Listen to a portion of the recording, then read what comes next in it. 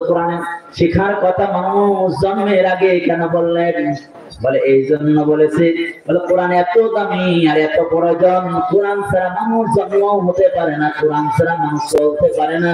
কোরআন এত দামি আর এত প্রয়োজন যেন জন্মের আগেই বান্দার কোরআন দরকার। আমার ভাইরা, মা যেভাবে পানি ছাড়া চলতে পারে না, একজন বান্দা আল্লাহর গোলাম, বলে আল্লাহর বিধান ছাড়া বান্দা চলতে পারে না। আমার ভাইরা, রাস্তায় গাড়ি নিয়ে বের হলে এই গাড়ি চালানোর জন্য কিছু নিয়ম পদ্ধতি আছে। বলে নিয়ম পদ্ধতি যদি কোনো ড্রাইভার ফলো না করে তাহলে নিজে অ্যাক্সিডেন্ট হবে, অন্য জনকে অ্যাক্সিডেন্ট করবে। তদ্রূপ ভাবে আল্লাহ রাব্বুল আলামিন এই গোটা কুল কায়নাত কারখানাটা চালানোর জন্য মানুষদেরকে সংবিধান দান করলেন। আর এই সংবিধান অনুযায়ী যদি কোনো বান্দা চলতে পারে তাহলে ওই বান্দা হবে প্রকৃত গুণের মানুষ। আর যাদের সমাজে চালু করবে ওই সমাজটাও হয়ে যাবে সুন্দর, আর সুন্দর মানুষের সমাজ হয়ে যাবে। আমার ভাই, আর কোন ব্যক্তির জীবনে কোরআন যদি না থাকে, ওই ব্যক্তি যতই দানি হোক না কেন রে বন্ধু, তাহলে দেখা যাবে যত বড় শিক্ষিত হোক না কেন, কোরআন না থাকার কারণে ওই বান্দার যত বড় শিক্ষিত হোক না কেন, বলে ওর মধ্যে আর ছাগলের মধ্যে, গরুর মধ্যে, কুকুরের মধ্যে কোনো ব্যবধান থাকবে না। কারণ হইল কুকুরের একটা স্বভাব হইল, ও দেখবেন মরা প্রাণী পাইলে তখন অন্যকে খেতে দিতে চায়। আমার ভাইয়া, কুকুর বড় হিংসুটে, বলে একটা গরু মারা গেল, নিজে টাকা খেতে পারে না, তারপরে দেখবেন অন্যরে খেতে দিবে না। আমার ভাইরা, কারণ হলো বড় হিংসুটে। বলে কুকুরের স্বভাব যদি মানুষের মধ্যে এসে যায় তখন দেখবেন হিংসা আরম্ভ করে দেয়। কুকুরের স্বভাব হলো হিংসা। ও বন্ধু, কোন মানুষের মধ্যে রাসূলের আদর্শ যখন থাকবে না তখন দেখবেন বিভিন্ন প্রাণীর আদর্শ তার মধ্যে চলে আসবে।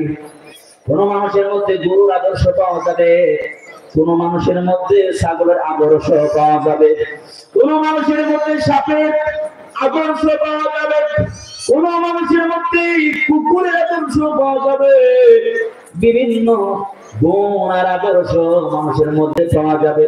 যখন কোন মানুষের মধ্যে নবী মুহাম্মদুর রাসূলুল্লাহ সাল্লাল্লাহু আলাইহি সাল্লামের আদর্শ যখন পাওয়া যাবে না। কারণ একটা গ্লাসে যদি পানি থাকে তাহলে আরেকটা জিনিস ঢুকাইতে হলে তাহলে ওই জিনিসটা পড়ে যাবে, আর খালি থাকলে কোন জিনিস অবশ্যই ঢুকবে। আমার ভাইয়া, আমরা দুনিয়া আসলাম, আল্লাহ রাব্বুল আলামিনের তরফ থেকেই জন্ম নিয়েছে মূর্খ হইয়া, তোমরা কিছু জানতা না রে বান্দা।